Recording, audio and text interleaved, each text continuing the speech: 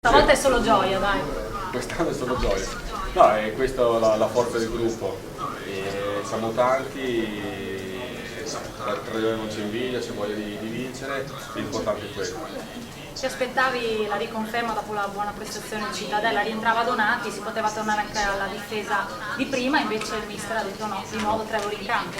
La speranza c'era, sono stato premiato, nulla. Sono contentissimo, ringrazio il mister e i miei compagni per la fiducia che mi danno. È una domanda che si fa di solito sempre i bomber, la dedica, no? Visto che tu magari non ne segni tantissimi essendo un difensore, c'è una dedica particolare. Sì, la dedica è ai miei compagni di squadra, che siamo da tutto lo staff, è un gruppo veramente eccezionale. E siamo partiti da ritiro con un obiettivo e cerchiamo di raggiungerlo sabato dopo sabato e un grazie per la tua.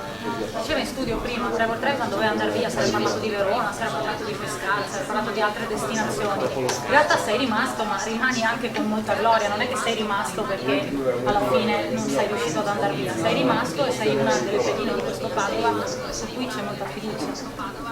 Cerchiamo di continuare a fare bene il nostro lavoro, diciamo così, e speriamo di ripagare sempre la fiducia che stanno dando i miei compagni.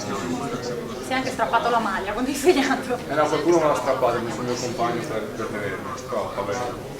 Ascolta, cosa ti è passato per la testa quando hai segnato il primo pensiero, quando hai sorpassato insomma di tanti centimetri di diretto avversario e l'hai messo sotto la traversa?